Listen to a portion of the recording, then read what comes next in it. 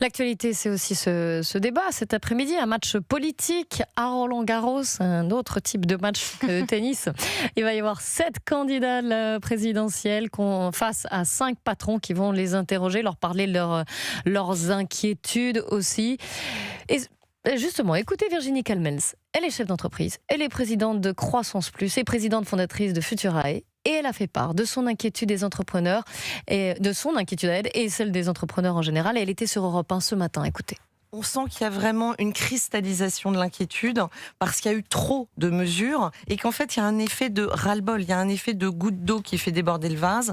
Il n'y a pas de cap. Et puis, on a l'impression d'une classe politique qui ne mesure peut-être pas que il faut arrêter de se dire on prend l'argent là où il est parce que les entreprises, d'abord, vous avez vu, le nombre de faillites augmente, les entreprises sont pas bien. 000, ouais. Le climat économique a besoin de confiance. Aujourd'hui, c'est pas le cas. Donc, on voit bien que tout ce climat-là doit être pris en compte par les politiques. Et nous, ce qu'on attend, c'est qu'on remette au cœur du débat la prospérité. Pas comment taxer plus, mais au contraire, comment produire davantage, comment refaire de la France un pays prospère, et notamment par ses acteurs économiques.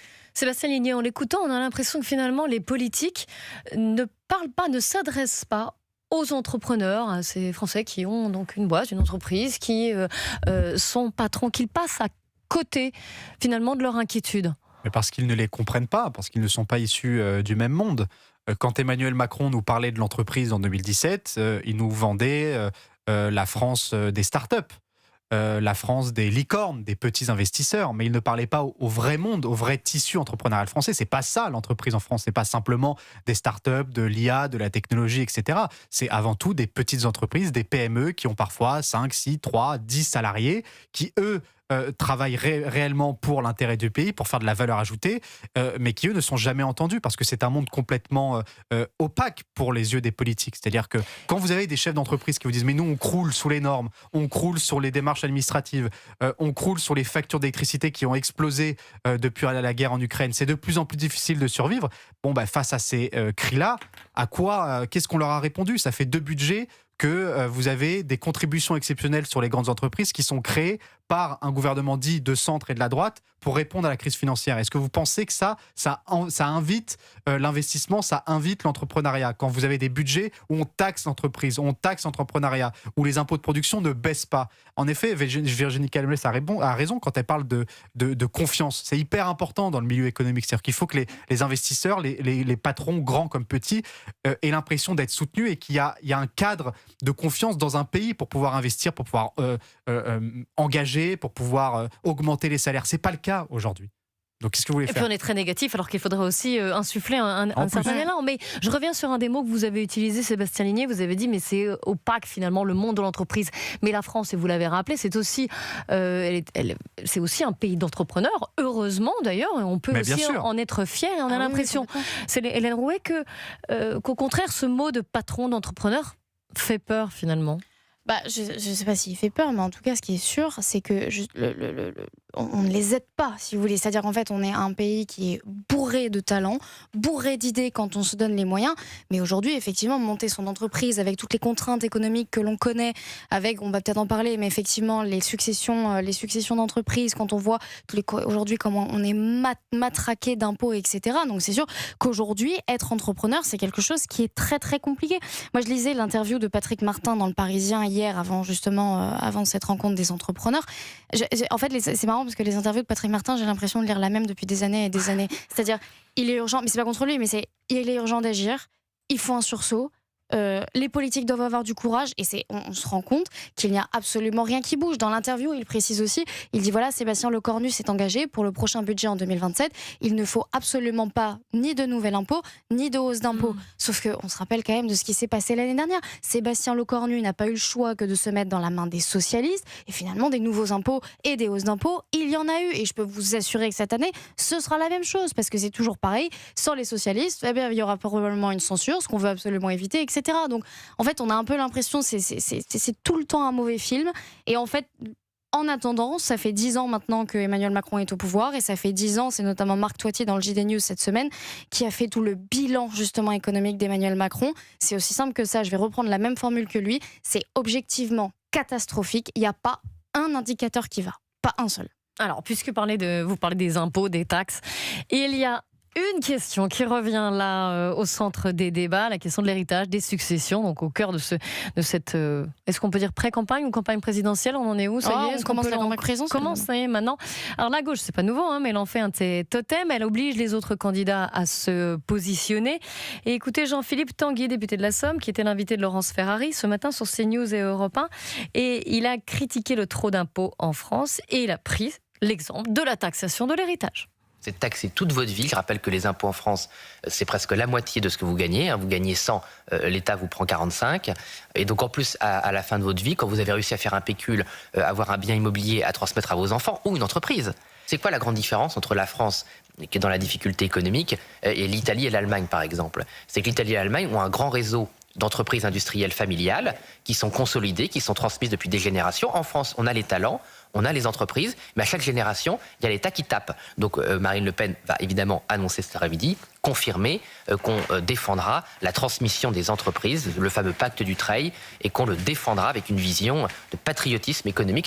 Mais concrètement, on cherche de l'argent. On veut résorber le déficit, la dette. Alors, donc la CFDT défend la taxation de l'héritage dès le 1er euro. Marine Tondelier en a parlé aussi. Raphaël Glucksmann, ça y est, candidat place publique. Il souhaite davantage taxer les méga-héritages. C'est le top 1% des successions les plus élevées. L'objectif est de générer 15 milliards d'euros par an. Sébastien Ligné, oui, vous avez vu ? Non, mais c'est-à-dire que c'est vraiment la maladie française par excellence. C'est-à-dire qu'en plus, ça manque tellement d'originalité. Parce que c'est facile dans ce pays. Dès qu'il y a un problème, dès qu'il faut trouver de l'argent, on sort le mot taxe. C'est la grande maladie française. C'est-à-dire qu'il n'y a aucune originalité, aucune proposition un tant soit peu originale sur la dépense publique, sur notre modèle social, sur les retraites, sur l'investissement, sur la croissance. Pourquoi pas? Le seul mot qui revient, et on parle de la gauche, mais pas seulement de la gauche, parce que les droits de succession ont aussi été mis en place par des gouvernements plus centristes, voire libéraux. Le sujet, c'est ça, c'est pourquoi dans ce pays, on est incapable de dépasser le mot de la taxe et de l'impôt. Mais concernant les héritages et les successions, est-ce qu'il n'y a pas là aussi quand même une question de justice sociale qui a toujours été le modèle français? Non, parce que c'est la double peine, les droits de succession. C'est-à-dire qu'en effet, dans le pays qui est le plus taxé de l'OCDE, vous avez à la fois une taxe sur toute votre vie et en plus, vous êtes taxé sur votre mort. Donc c'est la double peine. C'est ça qui est horrible. C'est-à-dire qu'en effet, vous êtes taxé à 40% et ensuite, quand vous allez mourir et que vous allez, par exemple, vouloir donner une maison secondaire à vos enfants, eh ben, on va vous reprendre 20, 30, ça peut monter jusqu'à 45% pour les plus gros, le plus gros seuil de succession. Mais l'idée était de lisser les inégalités, justement, qui sont là dès la naissance. Mais ça ne marche pas. Sauf que ça ne marche pas. Et puis c'est un impôt, c'est une taxe extrêmement injuste. Et encore une fois, on a l'impression, parce que c'est la France, parce que ça a toujours été comme ça, c'est exactement les mêmes arguments avec notre modèle social. Oui, mais la France, c'est une exception. Nous, on ne fait pas comme tout le monde. Mais regardez ce qui se fait ailleurs. En Italie, c'est 1 million le seuil d'exonération. Vous prenez des pays, vous avez des pays en Europe où il n'y a pas de droit de succession. Totalement. Ça n'existe pas. Pourquoi nous, la France, on devrait être le seul qui a un seuil déjà extrêmement bas, puisque ça commence à 100 000 euros en ligne directe chez nous. Et pourquoi on devrait être le seul pays qui réduit encore plus ça? Où est l'argument de justice? C'est un argument qui revient souvent chez les Français. Les Français, ils ne sont pas contre l'impôt, ils ne sont pas contre la taxe, ils savent qu'il faut contribuer. C'est une question de justice. C'est concrètement à quoi sert cet argent? Après, on a un modèle social redistributif qui est très important et peut-être plus. Oui, sauf que les Français ne voient plus la redistribution aujourd'hui. C'est-à-dire qu'ils sont taxés partout. Ils sont taxés à 40% par-ci, à 20% par-là. Et ensuite, quand ils vont dans un hôpital avec leur enfant qui est malade, rien ne marche, ils attendent 8 heures aux urgences. L'éducation, il n'y a plus une place dans les crèches, il n'y a plus une place dans les écoles primaires, il y a 35 élèves dans les classes. Ils disent, mais par où cette redistribution? C'est ça le sujet. Surtout que sur les méga riches, là où vraiment ça ne marche pas, parce que je suis d'accord avec vous, l'idée elle est louable, elle est pourquoi pas, un impôt évidemment qui va lisser les inégalités, pourquoi pas, mais ça ne fonctionne pas. Les ultra riches, les méga riches, là dont parle Raphaël Glucksmann, pensez vraiment que ces gens-là, ils s'organisent pas avant leur succession? Ils trouvent d'autres moyens de justement, et ils continueront de trouver d'autres moyens. C'est-à-dire qu'on peut mettre la taxe à 80% si on veut, ça ne fonctionnera pas. Ils trouveront d'autres moyens. Il y aura des cessions avant leur mort, il y aura des ventes à leurs enfants, ils trouveront d'autres moyens. Et en fait, vous retrouvez aujourd'hui, et c'est juste un système qui est complètement inégalitaire, c'est-à-dire que la personne qui n'est pas dans une grande précarité, plutôt une petite classe moyenne, vous vous retrouvez parfois avec des enfants qui sont obligés de faire des prêts à la consommation pour pouvoir financer la maison familiale, etc. Donc en fait, le système aujourd'hui ne fonctionne pas. Et après, aujourd'hui dans la gamme politique, vous avez tout. Vous avez Bruno Retailleau à la LR qui va vous proposer de baisser les droits de succession. Et vous avez par exemple Sarah Knafo, davantage à droite, qui elle vous propose carrément de les supprimer complètement. Parce que comme l'a dit Sébastien, vous subissez les impôts l'intégralité de votre vie, vous n'allez pas non plus les subir une fois que vous n'êtes plus là.